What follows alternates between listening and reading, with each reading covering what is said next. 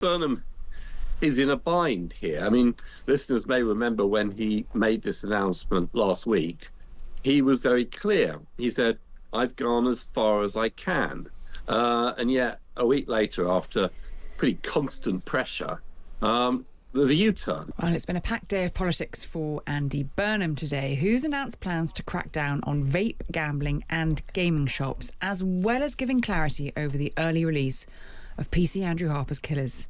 The Prime Minister is considering a new package of measures to exempt the most serious offenders from its early release scheme. What I have done since I came into office is push the system every single day to go further. I've not accepted it's impossible to do more. I believe there is more that can be done.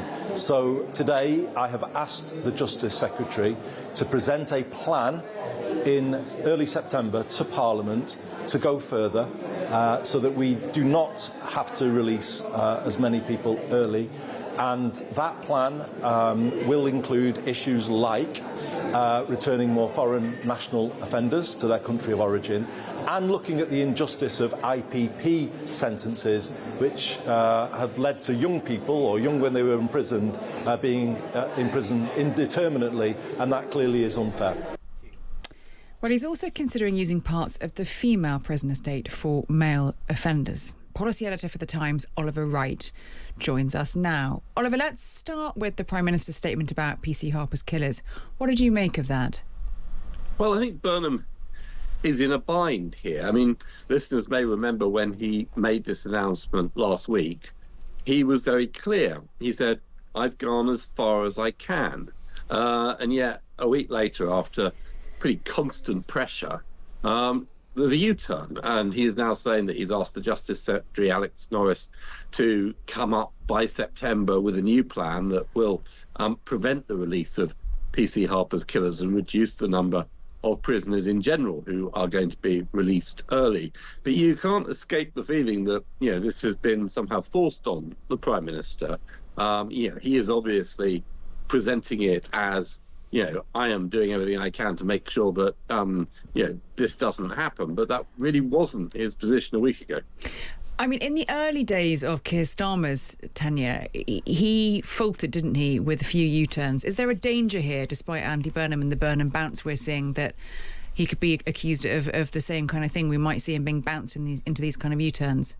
Yeah, I mean, I think, clearly this is a difficult and it is an emotive issue. But it is, the kind of really tough decisions that, you have to make as a Prime Minister, where there are no easy answers. That you're, in this case, on the one hand, you're looking at a situation where, the prison estate may run out of places. Then what do you do with people who have just been convicted of a criminal offence and you haven't got any place to put them in the prison estate?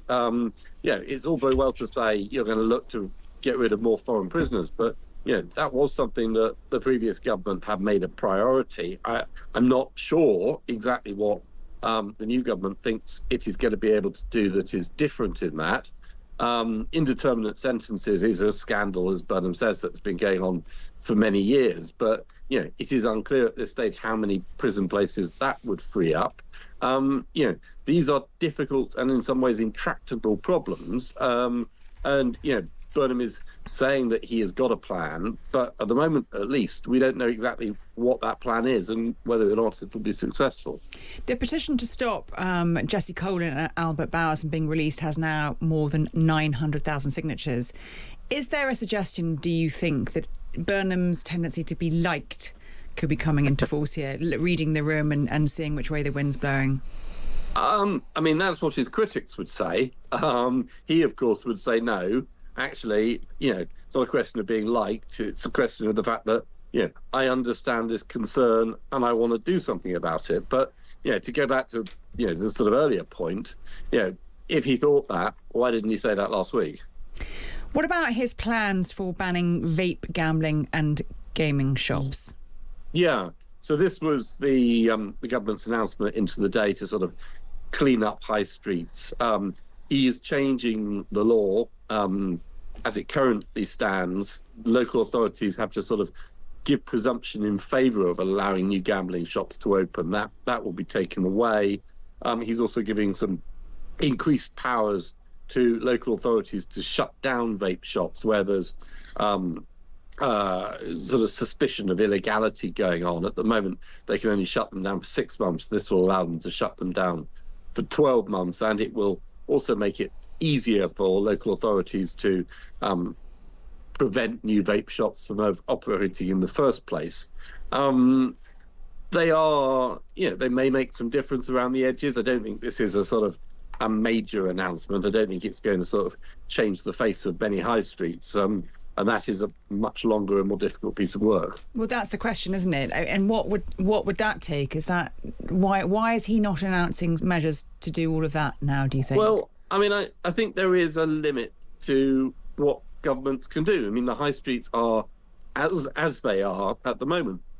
And if you have a vape shop, I don't think many governments would think you can turn around and say, actually, you know what, we've got too many vape shops in this high street. We're going to choose which ones we're going to force to shut.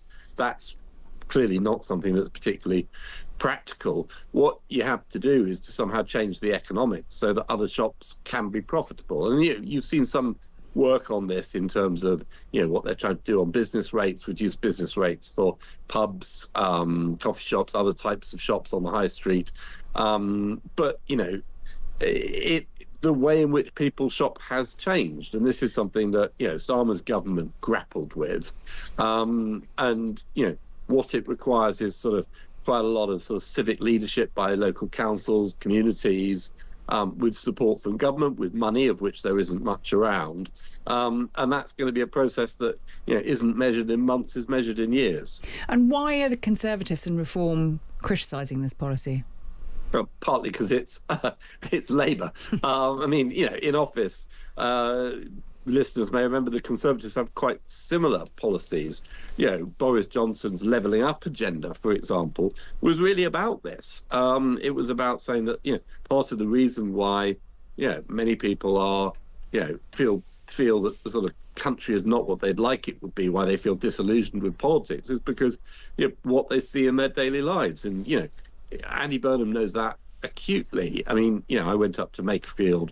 You look at some of the high streets in Makerfield, and there's not much there for people, and they weren't always like that. And I think this is something that politicians realise and that they are all grappling with. But again, a bit like prison overcrowding, there ain't any simple solutions. We've got a new YouGov poll out as well that in the Times that shows that Labour are finally pushing ahead of reform. I mean, that must be absolute music to the new Prime Minister's ears in the first few weeks of his tenure. What else does it find? Yeah, I mean, this is a big shift. Now, I mean, it should be said, if you drill down into those numbers, this is not voters from Reform switching directly to Andy Burnham and saying that, we're coming back to Andy Burnham. What it really is sort of left of centre voters who deserted Sir Keir Starmer and said they were going to vote for parties like the Greens, coming back to the Labour fold. The other interesting thing is Reform is slightly down and has been declining. A while back now, Reform was polling in some pollsters around 30%. Now, it's come right down since then. And if you look at those figures, particularly the YouGov figures, what you do see is the decline in support for Reform is actually people going back to the Tories. So you've got those sort of two factors at play there, which are really quite interesting. And we've got the small matter of a Count Binface moment in the Sun coming up. I know predictions are a tricky thing, Oliver, but how do you see that one going? How's Count Binface going to fare versus Nigel Farage? Farage wins, and Farage wins comfortably, I think. There was a poll that we reported on last week that suggested that Farage would get sort of 70% of the vote. Binface would get very, very credible 20% of the vote. But I don't think there's really any threat to Farage. And if there is, it would be an absolutely huge upset. But I suspect it will be on a very low turnout. And I think there are voters who sort of feel that this is all a bit of a waste of time and a bit of a waste of money. Do you think, finally, do you think Nigel Farage is he feeling the damage from some of the brilliant stories actually that the Sunday Times have been doing? Of course, everything that Gabriel Pogren's been doing in Insight. Is he feeling? Is that sticking? I think a lot of people thought that Nigel Farage had the asbestos quality of Donald Trump, but looks like perhaps not. Yeah, I mean, I do think that the sort of drip of revelations is a concern to Farage. It is a concern to Reform. They felt that they were on a high a few months back, but since then, as you say, you've had the revelations in the Sunday Times about George Cottrell and his funding for the party. You've also had these continuing questions over the £5 million personal donation that was given to Farage by Christopher Harborne, who was a very, very large Reform donor. And at the same time, you've got the emergence of Restore UK, which is run by Rupert Lowe, who's a former Reform MP who fell out with Farage. And the difficulty Reform have is that they are being squeezed on both flanks. They have Restore on their right, who are suggesting that actually Farage needs to be more right of centre than he is. But the danger is if he moves further to the right, then he's going to alienate some of the more moderate voters that he's been able to attract from the Conservatives. So, on all fronts, life ain't particularly easy for Farage at the moment. He will hope to, regain momentum when the autumn happens. But, at the moment at least, Labour and the Tories are feeling a bit more upbeat and Farage a bit less so. Well, that was Oliver Wright, policy editor for The Times, with all the latest on politics. The candidates standing in the Clacton constituency by-election are as follows. Joseph, 77, Independent. Adam Al-Khatib, the Forward Party. Count Binface Party. Nick the Incredible Flying Brick, the official monster raving loony party. Tony Kane, Independent. Woke Trump Kazi, Independent. William Stewart James Clouston, Social Democratic Party. Rhys Cowan, Independent. Glenn Charles Cummings, Independent. Martin Davis, Freedom Alliance, Real People, Real Alternative, ! Andy Earlham, Independent. Nigel Farage, Reform UK. Atea Fard, Independent. Lawrence Fox, the Reclaim Party. Tony Francis, Independent. Robin Green, Independent. Abby Hookway, Independent. Howling Lord Hope, the official monster raving loony party. Stephen Richard Ingram, Independent. Amy Morris, Independent. Derek Norbert Morris, Independent. Michael Noel O'Keefe, Independent.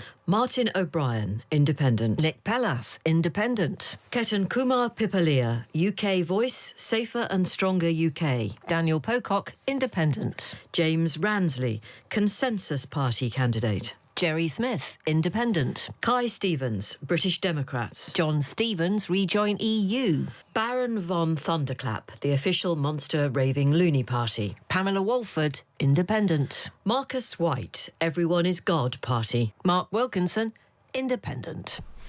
Well, you can see the full list of candidates in case you missed any of that at whocanivotefor.co.uk. And